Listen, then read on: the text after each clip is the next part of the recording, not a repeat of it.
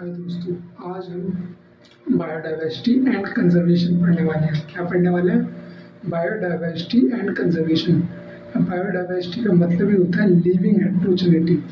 ये एक living heterogeneity होती है, मतलब कि एक पर्टिकुलर एरिया में मिलने वाले डिफरेंट काइंड्स ऑफ लाइफ के बारे में हम इसमें बात करते हैं। और कंजर्वेशन का मतलब होता है प्रोटेक्शन। कंजर्वेशन का मतलब होता है प्रोटेक्शन। यहाँ पे हम बायोडाइवर्सिटी को कैसे कंजर्व करते हैं, बायोडाइवर्सिटी क्या होती है, कितने टाइप की होती है, कितनी स्पीशीज होती है, इस बारे में हम इस चैप्टर में बात करते हैं। अब बायोडाइवर्सिटी जो टर्म थी उसे रोजन ने दिया था और बायोडाइवर्सिटी पॉपुलराइज करी गई थी एडवर्ड विल्सन द्वारा। बायोडाइवर्सिटी पॉपुलराइज करी गई थी एडवर्ड विल्सन के द्वारा, इसे पॉपुलराइज किया गया था। अब आगे चलें तो आगे हमें चैप्टर के इंट्रोडक्शन में मिलता है कि हमारे पास 20,000 स्पीशीज यानी 20,000 स्पीशीज हमारे पास एंड्स की होती है, ऑर्किड्स की होती है, और 28,000 स्पीशीज हमारे पास फिशेस की होती है, यानी 28,000 प्रजाति हमारे पास फिशेस की है। और वहीं पे 3 लाख स्पीशीज हमारे पास बैटल्स की होती है। अब इसी में आगे चलें तो ऑल लिविंग ऑर्गेनिजम्स का जब निकाला जाता है कि कितनी वो है, तो हमें मिलता है कि 70% लिविंग ऑर्गेनिजम्स में 70% एनिमल्स की स्पीशीज होती है, बाकी 22% प्लांट्स और फंगाई की होती है, और बाकी जो 8% होता है ना वो अदर्स का होता है। और एक्सट्रीम एस्टिमेशन बताया गया कि biodiversity all over the world में जो है 20 से 50 मिलियन है, जो कि थ्योरेटिकल कंसेप्ट था, लेकिन रॉबर्ट मे ने कहा कि ये 7 मिलियन है। रॉबर्ट मे ने दिया कि 7 मिलियन है, जिसमें से 22% डिस्कवरेबल है, और इंडिया में 1/4 स्पीशीज मिल जाती है ऑल ओवर द वर्ल्ड की, जो कि एक बहुत ही अच्छी चीज़ है। अब बायोडाइवर्सिटी हमारे पास 3 टाइप की होती है। बायोडाइवर्सिटी हमारे पास 3 टाइप की होती है। फर्स्ट होती है जेनेटिक बायोडाइवर्सिटी, दूसरी होती है स्पीशीज बायोडाइवर्सिटी, तीसरी होती है इकोलॉजिकल बायोडाइवर्सिटी। अब जेनेटिक बायोडाइवर्सिटी जीन्स के वेरिएशन से आती है, जीन्स के वेरिएशन से आ सकती है, एलेलिक वेरिएशन से आ सकती है, क्रोमोसोम के वेरिएशन से आ सकती है, और इसका एग्जांपल होता है हमारे पास प्रोवोल्फिया।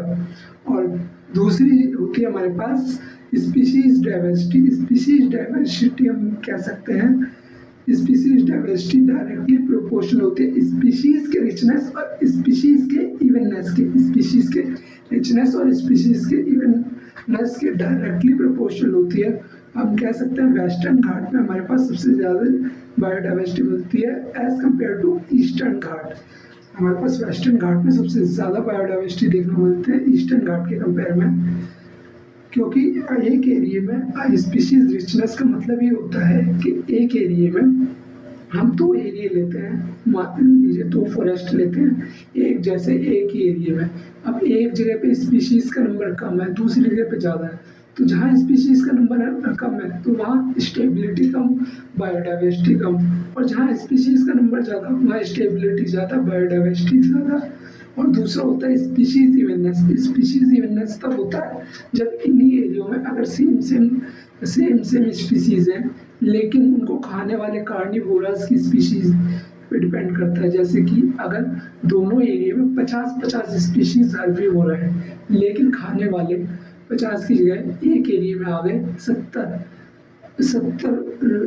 कार्निवोरा आ गए, और दूसरे एरिया में आ गए 50 के ऊपर 25 कार्निवोरा। तो आप देख सकते हो कि स्पीशीज इवननेस में अब कार्निवोरा ज़्यादा हो गया हार्बीवोरा से एक फॉरेस्ट में, तो वहाँ पे स्पीशीज इवननेस हो जाएगा। वहीं पे जहाँ पे कार्निवोरा कम है वो आराम से खा सकते हैं, उनको भी रिप्रोड्यूस करने को देंगे, उनको भी मतलब कि बनाए रखेंगे।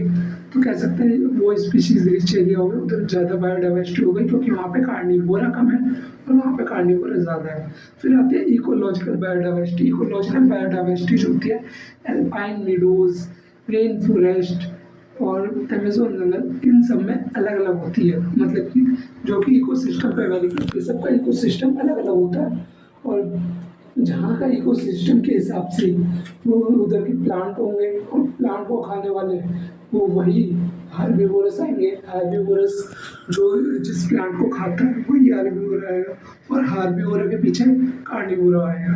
तो इकोलॉजिकल बायोडाइवर्सिटीज हम कह सकते हैं कि इंडिया में ज़्यादा होती है as compare to Norway. Norway के कंपेयर में इंडिया में सबसे ज़्यादा बायोडाइवर्सिटी हमें देखने को मिलेगी। अब हम जाएँ तो हमें 3 कर्व देखने को मिलते हैं।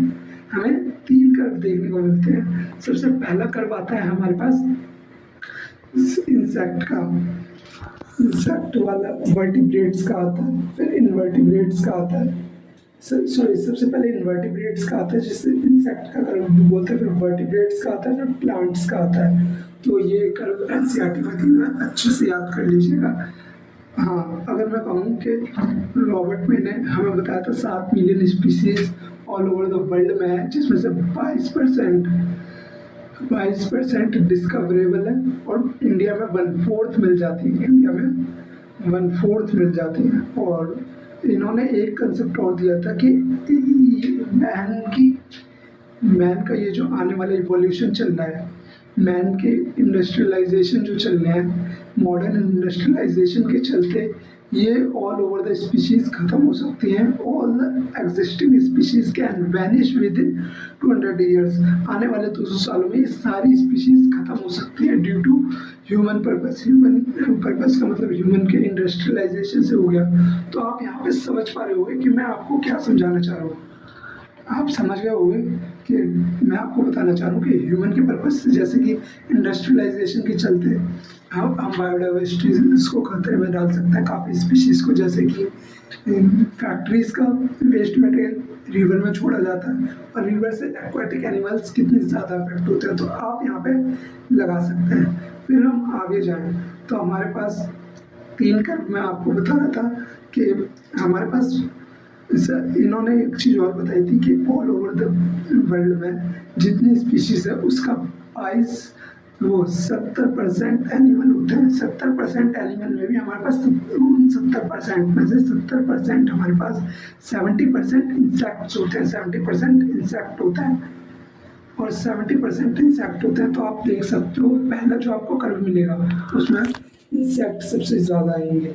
आप उसको CMI से याद कर सकते हो, और बीच की जगह CM/I ये मैंने नोट में डाल रखा है। तो इससे आपको याद हो जाएगा कि इंसेक्ट का नंबर ज़्यादा, फिर अदर्स का, फिर मोलस्क का, फिर क्रस्टेशियंस का। तो ऐसे आपको याद कर सकते हो। और अगला जो कर्व है वर्टिब्रेट्स का, उसे भी आप याद कर सकते हो। तो ईजी है, ज़्यादा हार्ड नहीं है।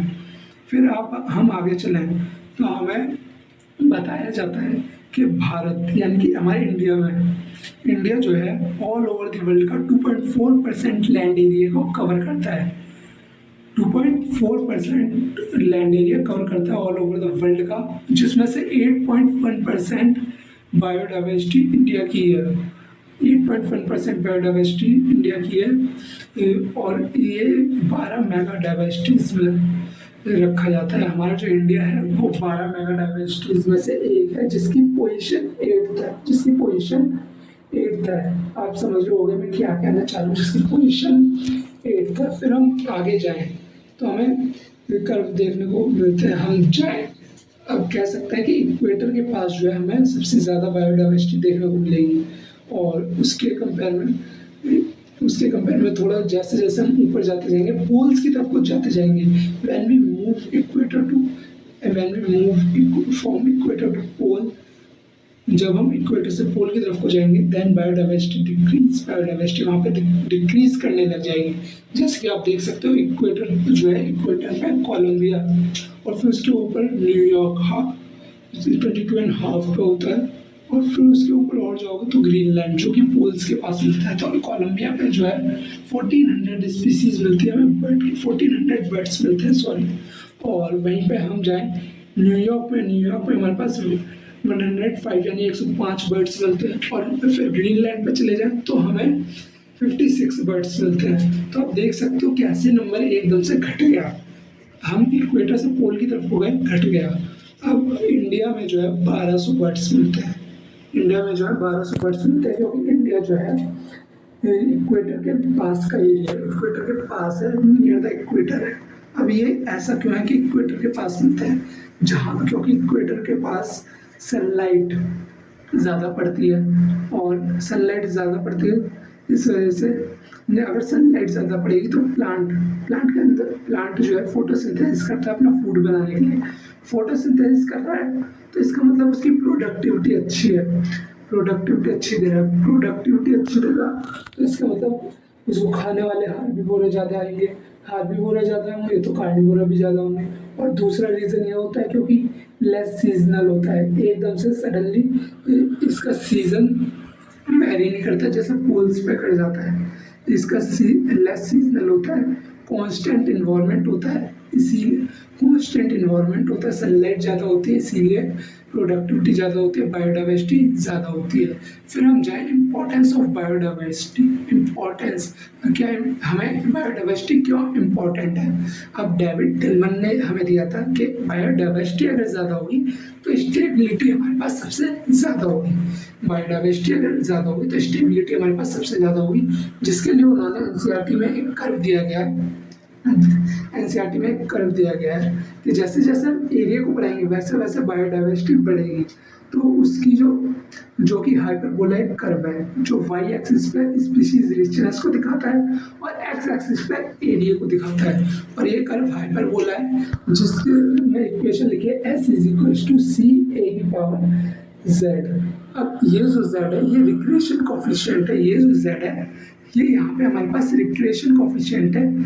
जैसे जैसे एरिया बढ़ेगा वैसे वैसे बायोडाइवर्सिटी बढ़ेगी, लेकिन एट द टाइम ऐसा आएगा कि जैसे जैसे एरिया बढ़ता जाएगा लेकिन बायोडाइवर्सिटी बढ़ने के बाद वहीं पे कांस्टेंट हो जाएगी। ये इसलिए होगी इस रिग्रेशन कोफिशिएंट की वजह से, इस रिग्रेशन कोफिशिएंट की वजह से होगी।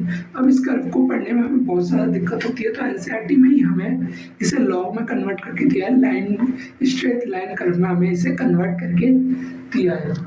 तो log S is equal to log C plus Z log A, और जेड मैंने आपको बताया ये रिग्रेशन कोफिशिएंट होता है। अब छोटे देश जो होते हैं स्मॉल कंट्रीज के लिए जैसे कि ब्रिटेन, कैलिफोर्निया, न्यूयॉर्क के लिए ये जो रिग्रेशन कोफिशिएंट की वैल्यू होती है 0.1 से लेकर 0.2 होती है, लेकिन वहीं पर ये बड़े देशों के लिए, बड़ी कंट्रीज के लिए, बिग कंट्रीज के लिए रिग्रेशन कोफिशिएंट की वैल्यू जो होती है 0.6 से लेके 1.2 तक होती है।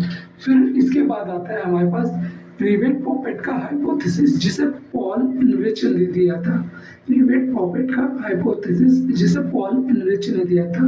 इन्होंने कहा कि आप एक एरोप्लेन ले सकते हो, एरोप्लेन को आप एक इकोसिस्टम मान लो, पूरा इकोसिस्टम बोल दो, जब इकोसिस्टम मान लो, और उसके अंदर के जो पार्ट्स हैं वो हमारे पास हो जाएंगे, वो रिवेट्स हैं। अब एरोप्लेन के अगर एक भी पार्ट में दिक्कत आती है तो पूरे प्लेन पे दिक्कत पड़ती है, यानी कि अगर रिवेट्स पे दिक्कत पड़ेगी तो एरोप्लेन में दिक्कत होगी, एक भी पार्ट में दिक्कत होती है। और वहीं पे फ्लाइंग रिवेट्स जिन्हें बोला जाता है, फ्लाइंग व्हील्स जो उसे उड़ने में मदद करते हैं, अगर उनमें हल्की सी भी दिक्कत होती है तो प्लेन क्रैश तक हो जाते हैं, ये उन्होंने कहा था। तो अब अगर हम एक प्लेन को इकोसिस्टम मान रहे हैं और रिवेट्स को हम अगर स्पीशीज मान लें, अगर स्पीशीज में दिक्कत आएगी तो इकोसिस्टम इफेक्ट होगा, और वहीं पे फ्लाइंग रिवेट्स यानी कि अगर की स्पीशीज में दिक्कत आई तो इकोसिस्टम बैडली इफेक्ट हो सकता है, उसके बहुत बुरे प्रभाव हमें देखने को मिल सकते हैं। आप यहाँ पे समझ गए होंगे मैं क्या कहना चाह रहा हूँ। फिर इकोसिस्टम का ये यहाँ पे कवर हो जाता है रीवेट-पॉपेट का हाइपोथेसिस जिसे पॉल इनरिच ने दिया था। फिर हम आगे चलें तो अब हम देखते हैं बायोडाइवर्सिटी इन Amazon rain forest. Amazon rain forest में बायोडाइवर्सिटी देखते हैं, जिसमें हमें बताया जाता है इनवर्टिब्रेट्स की, जो इनवर्टिब्रेट्स होते हैं 1,25,000 इनवर्टिब्रेट्स, मोर देन 40,000 यानी 40,000 प्लांट से ज़्यादा होते हैं, और 5,000 फिशेस होती हैं, बर्ड्स होते हैं हमारे पास 1,800 बर्ड्स होते हैं, और एम्फीबियंस 400, एम्फीबियंस और मैमल्स का नंबर सेम होता है जो कि 427 होता है, और वहीं पे रेप्टाइल्स का नंबर 378 यानी कि 378 होता है। और इसको सीक्वेंस में याद रखना है, तो इसका होता है, इसका निमोनिक होता है हमारे पास IPF बार, IPF बार। आप यहाँ पे देख सकते हैं, मैंने नोट पे यहाँ पे मेंशन भी कर रखा है। और एक बात और, ट्रॉपिकल रेन फॉरेस्ट में टेम्परेट, ट्रॉपिकल रीजन्स में टेम्परेट रीजन के कंपेयर में ज़्यादा बायोडाइवर्सिटी देखने को क्यों मिलती है? क्योंकि ट्रॉपिकल रेन फॉरेस्ट जो होते हैं वो नियर द इक्वेटर होते हैं, और टेम्परेट जो होते हैं अवे होते हैं, इक्वेटर से बहुत ही दूर होते हैं। तो हम देख सकते हैं कि ट्रॉपिकल रेन फॉरेस्ट में 10 टाइम्स मोर स्पीशीज मिलेंगी as compare to temperate region से ज़्यादा ट्रॉपिकल रीजन में मिलेंगी, 10 गुना ज़्यादा मिल सकती है टेम्परेट रीजन के कंपेयर में। आप यहाँ पे लगा सकते हैं। मैं आपको क्या बताना चाह रहा था। और बायोडाइवर्सिटी और रेन फॉरेस्ट की हम देख चुके हैं। अब लॉस ऑफ बायोडाइवर्सिटी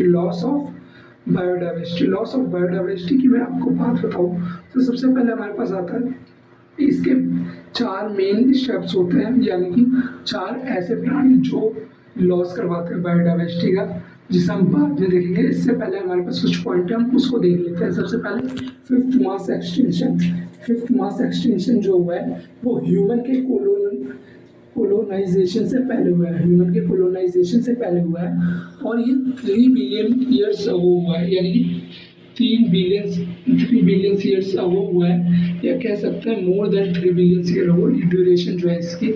और सिक्स्थ मास एक्सटिंक्शन जो है वो 100 से 1000 गुना, यानी कि 100 to 1000 टाइम्स फास्टर चल रहा है as compare to fifth mass extension से 100 to 1000 टाइम्स फास्टर चल रहा है। अब ये इतना फास्टर क्यों चल रहा है? इसका भी पर्पस यही है, ये इसीलिए फास्टर चल रहा है। इसका फास्ट चलने का रीज़न ही ह्यूमन का इंडस्ट्रियलाइजेशन है, ह्यूमन बिहेवियर है, ह्यूमन का एनवायरनमेंट है, जो ह्यूमन बनाए जा रहा है, पेड़ों को काट के करे जा रहा है, इंडस्ट्रियलाइजेशन में घुसे जा रहा है।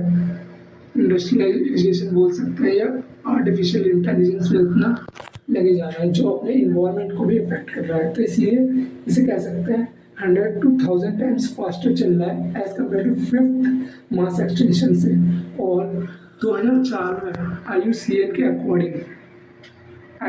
के अकॉर्डिंग 2004 में एक रेड लिस्ट दी गई, जिन्होंने इन्होंने बताया कि पिछले 500 सालों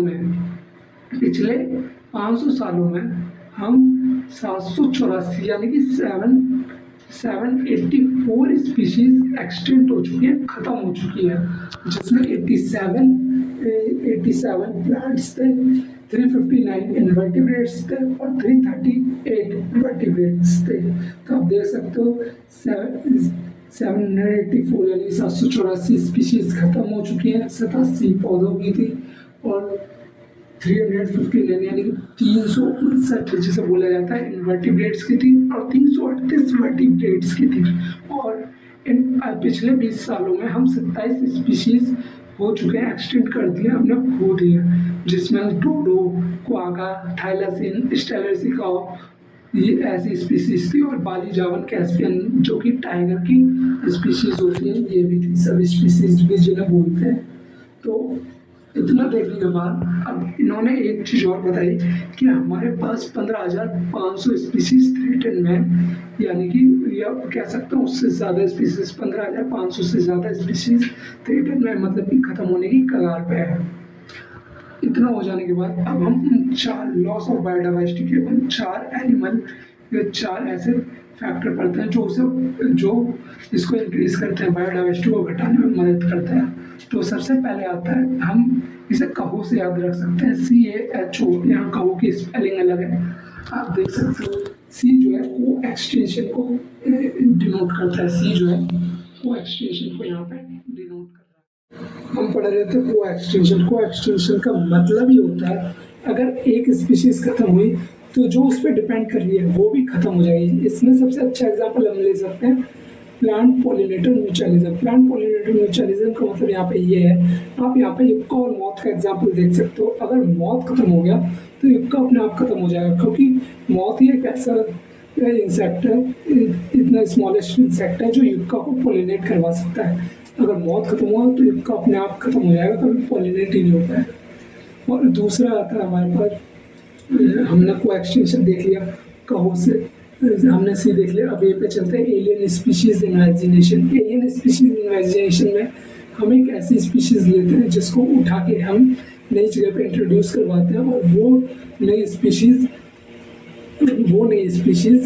पुरानी स्पीशीज को ख़त्म कर देती है। अपने से छोटी स्पीशीज, अपने से छोटे जीव जंतु को खा के ख़त्म कर देती है, या वहाँ पे रह के ख़त्म कर देती है। वो इसलिए क्योंकि उस स्पीशीज़ के वहाँ पे प्रेडेटर्स नहीं होते, उसे खाने वाले नहीं होते।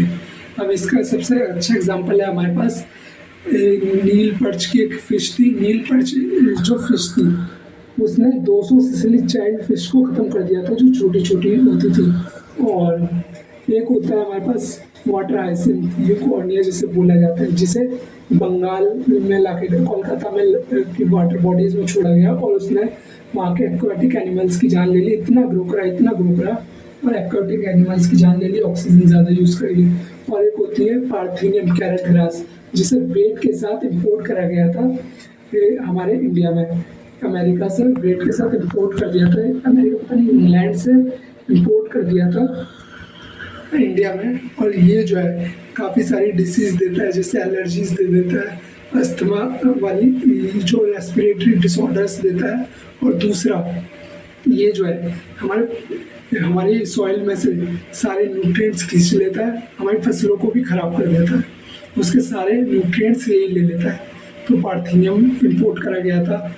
और हमारे पास एक था अफ्रीकन कैटफिश जो थी, इसने इंडोजेनियस कैटफिश को ख़त्म कर दिया था। अफ्रीकन कैटफिश ने इंडोजेनियस कैटफिशेस को ख़त्म कर दिया था। तो एलियन स्पीशीज इमेजिनेशन आपको समझ में आ गया होगा कि मैं क्या बता रहा हूँ आपको। फिर आपको यहाँ पे देखने को मिलेगा कहो से CA हो गया। अब वो देखते हैं ओवर एक्सप्लॉइटेशन का मतलब होता है when your needs convert into greed, जब आपकी ज़रूरत लालच में बदल जाए, यानी कि इंसान की ज़रूरत जब लालच में बदल गई तब वो स्पीशीज़ खत्म हो गई। जैसे कि पहले कहते हैं ना, लॉयन भी प्रूडेंट होता है अपने लिए, जितना उन्हें खाना होता है उतना ही खाते हैं, नहीं तो और किसी को टच भी नहीं करते, मारते भी नहीं हैं। और जो वो मारते हैं जितना खाना तो उतना खाएंगे और बाकी का छोड़ देंगे, ताकि उसके आसपास के जो भी एनिमल्स हैं वो भी उसे खा के अपना पेट भर सके। तो यानी दूसरों को भी देखता है, और जब ज़रूरत होता है तभी शिकार करता है, ऐसे नहीं करता इंसान की तरह। तो लॉयंस प्रूडेंट होता है, लेकिन इंसान प्रूडेंट नहीं होता। तो उसने क्या करा, खा के स्पीशीज़ को ख़त्म कर दिया, जिसमें स्टेलर्सी काऊ आती है, डोडो आता है, स्टेलर्सी काऊ, थाइलासीन क्वागा, ये सारी स्पीशीज़ को उसने खा के ख़त्म कर दिया, स्वाद लेकर उसने ख़त्म कर दिया। आप देख सकते हैं यही यहाँ पे बताने की कोशिश कर रहा है कि नीड जब ग्रीड में बदल जाए तब ओवर एक्सप्लॉइटेशन होता है। अब उसके बाद आगे हम चलें, कहो से हमने देख लिया CAH, अब CAO हो गया, हमारे पास H रह गया। हैबिटेट लॉस एंड फ्रेगमेंटेशन का मतलब होता है जब हम किसी जानवर की हैबिटेट को डिवाइड कर दें, यानी कि हमने हमारे पर्पस से रोड बनाने के लिए, इंडस्ट्रियलाइजेशन के लिए, काफ़ी सारी चीज़ों के लिए हमने फॉरेस्ट को बीच में से कट कर दिया। जैसे अमेज़न रेन फॉरेस्ट को में से रोड बना दिया, जैसे कि एक फॉरेस्ट था, जंगल था, हमने रोड बना दिया, तो यानी कि अब जंगल को हमने 2 हिस्सों में बांट दिया, फिर और बना दिया, फिर 4 में कर दिया। तो हम देख सकते हैं जैसे अमेज़न रेन फॉरेस्ट जो है पहले 20% ऑक्सीजन देता था, अब 5% देता है। कैसे मतलब लगा सकते हैं एक थ्योरेटिकल वो लगा सकते हैं, यहाँ पे आप समझ सकते हो मैं क्या कह रहा हूँ, कि हमने प्रोडक्टिविटी वहाँ पर कम कर दी। तो क्योंकि जो भी माइग्रेटरी बर्ड्स थे, माइग्रेटरी एनिमल्स थे, जो भी घूम के मतलब कि घूमने फिरने वाले थे, हमने उनकी हैबिटेट में रिडक्शन करवा दिया। तो इसका मतलब वो ब्रीड अपनी मतलब कि रिप्रोड्यूस कम करेंगे, यानी ब्रीड्स कम आएंगी। अब हमारे पास ब्रीड्स भी कम आएंगी, और उनकी जो है पॉपुलेशन में भी हमने पॉपुलेशन भी डिक्रीज़ करेगी, जिसका मतलब इकोसिस्टम अफेक्ट होगा। तो हैबिटेट लॉस और फ्रेगमेंटेशन को हम कह सकते हैं ये सबसे ज़्यादा डेंजरस होता है। तो अब हम चलते हैं कंजर्वेशन में, जो इस चैप्टर का दूसरा पार्ट है। कंजर्वेशन का मतलब ये होता है प्रोटेक्ट करना। हमें क्यों प्रोटेक्ट करना चाहिए, किस लिए प्रोटेक्ट करना चाहिए। तो सबसे हमें 3 रीज़न होते हैं हमारे पास: नैरोली यूटिलाइजेशन, ब्रॉडली यूटिलाइजेशन और ethical argument. Narrowly utilization, broadly utilization और एथिकल आर्गूमेंट। नैरोली यूटिलाइजेशन का मतलब होता है जब छोटे तौर पर उपयोगी चीज़ों को कंजर्व करा जाएगा। उपयोगी चीज़ जैसे कि हम कह सकते हैं मेडिसिन, अश्वगंधा टाइप मेडिसिन और पल्सेस यानी दालों के लिए, अपने फूड के लिए, वेजिटेबल्स के लिए, फ्रूट्स के लिए हमें बायोडाइवर्सिटी को कंजर्व करना चाहिए। और ब्रॉडली का मतलब होता है बड़े तौर पे, हमें बड़े तौर पे क्यों कंजर्व करना चाहिए। हमें बड़े तौर पे ऑक्सीजन के लिए, जैसे कि अमेजोन एंड फॉरेस्ट, ये लंग्स ऑफ द प्लैनेट, हमारे अर्थ का लंग्स है, लंग्स ऑफ द प्लैनेट भी बोला जाता है, जो सबसे ज़्यादा ऑक्सीजन प्रोड्यूस करता है। 20% ऑक्सीजन अर्थ की ये प्रोड्यूस करता है। तो हम कह सकते हैं कि ये ऑक्सीजन हमें फ्री में मिल रही है, ऑक्सीजन फ्री में मिल रही है। ऑक्सीजन के साथ साथ हमें ऐसे कुछ नए जो है इन्वायरमेंट भी देखने को मिलता है, नए इन्वायरमेंट या नए मॉनसून देखने को मिलते हैं, अच्छी सीजन्स देखने को मिल सकते हैं इनकी वजह से। लेकिन जो कि प्राइसलेस होते हैं, तो ब्रॉडली तौर पे बहुत से लोग बाली जाते हैं कुछ नेचर को एंजॉय करने के लिए, इन्वायरमेंट को एंजॉय करने के लिए, जो कि जिसके लिए उन्हें काफ़ी ज़्यादा प्राइस देना पड़ता है। ऐसी बहुत सारी जगह है जहाँ पर उन्हें प्राइस देना पड़ता है। लेकिन अगर हम बायोडाइवर्सिटी को कंजर्व करें तो ये प्राइसलेस है और हमें भी ऑक्सीजन देगा। तो हम कह सकते हैं हमें ब्रॉडली यूटिलाइजेशन इसलिए एथिकल आर्गूमेंट इसके लिए करना चाहिए। एथिकल आर्गूमेंट्स आप देख लेना। फिर कंजर्वेशन जो है 2 टाइप का होता है, इन सिटू और ex situ conservation. In Situ conservation on site होता है, ex situ conservation of site होता है। इन सिटू कंजर्वेशन ऑन साइट होता है, जिसमें सबसे पहले हम बताएं 34 हॉटस्पॉट होते हैं हमारे पास। हॉटस्पॉट का मतलब है जहाँ पे सबसे ज़्यादा बायोडाइवर्सिटी देखने को मिलती है, जिसमें से 3 हॉटस्पॉट हमारे इंडिया में है। 3 हॉटस्पॉट्स हमारे इंडिया में है, जिसमें सबसे पहले आता है वेस्टर्न घाट, श्रीलंका और इंडो बुर्मा एंड हिमालयाज आते हैं। ये हमें देखने को मिलते हैं। 14 बायोस्फीयर रिजर्व है इंडिया में, 90 नेशनल पार्क है और 448 वाइल्ड लाइफ सेंचुरीज है हमारे पास। हमें ये सारे इंस्टीट्यूट कंजर्वेशन में मिलता है। 14 बायोस्फीयर रिजर्व, 90 नेशनल पार्क और 448 वाइल्ड लाइफ सेंचुरीज हैं। और 4th जो आता है वो स्केयर्ड ग्रुप्स का मतलब होता है धार्मिक स्थलों के बेस पे हम बायोडाइवर्सिटी को कंजर्व कर देते हैं। जैसे हिमालय शिव के नाम से जाना जाता है, वहाँ इतने सारे मंदिर, ये सारी चीज़ें होती है, तो हमने वहाँ की बायोडाइवर्सिटी को एक तरीके से कंजर्व कर रखा है देवी देवताओं के बेसिस पे। या कह सकते हैं कुछ ऐसे लोग भी होते हैं आदिवासी टाइप, जो इन्वायरमेंट को सबसे ज़्यादा प्यार करते हैं, जैसे कि एनिमल्स को, प्लांट्स को, उनके मरने पर उन्हें सबसे ज़्यादा दुख होता है। हम यहाँ पर वो भी देख सकते हैं। फिर हम आगे जाएं तो स्केयर्ड ग्रुप्स में सबसे पहले आता है हमारे पास, सबसे पहले आता है खासी जयंती हिल्स आता है। ये कि मेघालय में खासी जयंती हिल्स, अरावली राजस्थान, वेस्टर्न घाट आता है और सरगुजा चंदायन बस्तर जो है ये हमारे पास MP मध्य प्रदेश में होता है।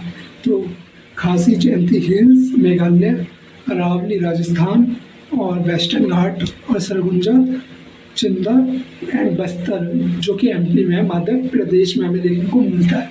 फिर हमारे पास होता है एक्सिटू कंजर्वेशन जो कि ऑफ साइट होता है। अब जो इसमें आता है zoological park, botanical garden, wild life safari और आता है हमारे पास सीड बैंक। एक्सिटू कंजर्वेशन जो है हमें स्टडी करने में मदद करता है। अब in situ ex situ on site of site आपने ये तो देख लिया, आपको इसमें डिफरेंस समझ में आ गया होगा। इंसिटू कंजर्वेशन वो होता है जिसमें हम क्या करते हैं, एक जगह यानी कि अगर फॉरेस्ट है, फॉरेस्ट को हमने कंजर्व कर दिया, वहीं से प्रोटेक्ट कर दिया कि यहाँ पर कोई शिकार नहीं करेगा, ये नहीं करेगा, तो जैसे स्पीशीज़ का मैं शिकार नहीं करेगा, जिससे वो कंजर्व रहे, बचा रहेगा। हमने उसे वहीं पे उसी के एरिया में कंजर्व करते हैं इन सिटू में। एक्स सिटू में हम क्या करते हैं, उठाते हैं एक सेल में बंद कर देते हैं, नहीं तो उसी के जैसे जैसे उसे इन्वायरमेंट चाहिए, जैसे इन्वायरमेंट में हो जाता है वैसे उसे प्रोवाइड करता है, जो कि हमें जू में देखने को मिलती है।